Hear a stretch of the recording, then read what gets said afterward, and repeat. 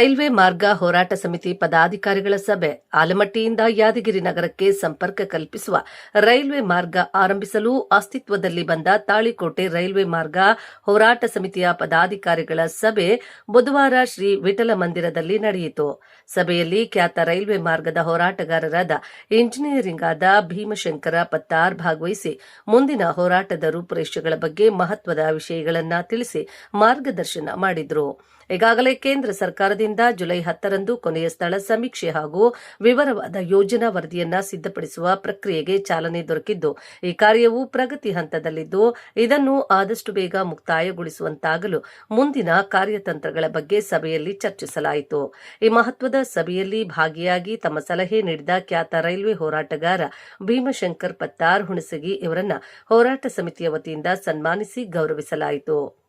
ಸಭೆಯಲ್ಲಿ ಹೋರಾಟ ಸಮಿತಿಯ ಪದಾಧಿಕಾರಿಗಳು ಆರ್ಐ ಜಲವಾದಿ, ಮಹಾಂತೇಶ್ ಮುರಾಳ, ಶ್ರೀಕಾಂತ್ ಪತ್ತಾರ್, ಪ್ರಕಾಶ್ ಶಹಜೇರಿ, ವಾಸುದೇವ ಹೆಬ್ಬಸೂರ, ಬಸವರಾಜ್ ಕುಂಬಾರ್, ಜಗದೀಶ್ ಬೆಳೆಭಾವಿ, ಅಶೋಕ್ ಚಿನ್ನಗುಡಿ, ವಜ್ರಕಾಂತ, ಪ್ರಥಮಶೆಟ್ಟಿ, ಶ್ರೀನಿವಾಸ್ ಸೋನರ, ಸಿದ್ದು ಬೋಳಶೆಟ್ಟಿ, ರಾಜು ಸಜ್ಜನ್, ರವಿಕಾಂತ್ ಚಂದೋಕರ್, ಅಣ್ಣಪ್ಪ ಹುಬ್ಬಳ್ಳಿ, ದತ್ತಾತ್ರೇಯ ಉಭಾಳಿ ಮತ್ತಿತರರು ಉಪಸ್ಥಿತರಿದ್ದರು.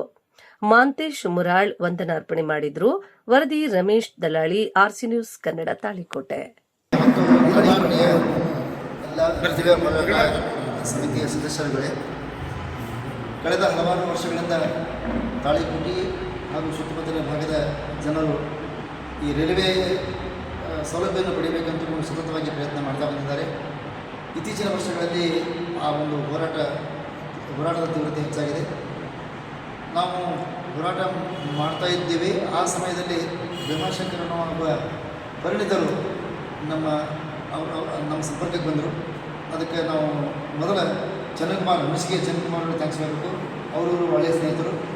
ಅವ್ರ ಮುಖಾಂತರ ಈ ರೈಲ್ವೆ ಹೋರಾಟದಲ್ಲಿ ಇವರು ಭಾಗವಹಿಸಿ ಅತ್ಯಂತ ಕಡಿಮೆ ಅವಧಿಯಲ್ಲಿ ಈ ಕೆಲಸಕ್ಕೆ ಕೆಲಸದ ವೇಗ ಹೆಚ್ಚಿಸುವಲ್ಲಿ ಅವರು ಬಹಳ ಪ್ರಯತ್ನ ಮಾಡಿದ್ದಾರೆ.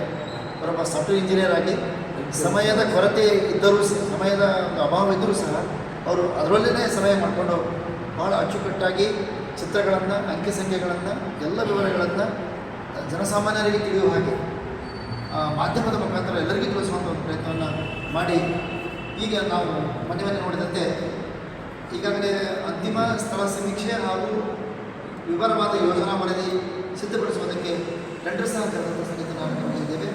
ಇದಕ್ಕೆ ನಮಗಿಂತ ಹೆಚ್ಚು ಪ್ರಯತ್ನ ಮಾಡಿದಂಥ ಆಸಕ್ತಿ ವಹಿಸಿಕೊಂಡಂತಹ ಭೀಮಶಂಕರ್ ಅವರಿಗೆ ತಾಳಿಕೋಟೆಗೆ ಎಲ್ಲ ಹೋರಾಟವಾಗಿ ಮೊಟ್ಟಮೊದಲಿಗೆ ಧನ್ಯವಾದಗಳನ್ನು ತಿಳಿಸ್ತೇನೆ. ಅವರು ಈ ಸಂದರ್ಭದಲ್ಲಿ ನಮ್ಮ ಪ್ರೀತಿಗೆ ಒಂದು ಸನ್ಮಾನವನ್ನು ಸ್ವೀಕರಿಸಬೇಕಂತ ನಾವೆಲ್ಲರೂ ಸರ್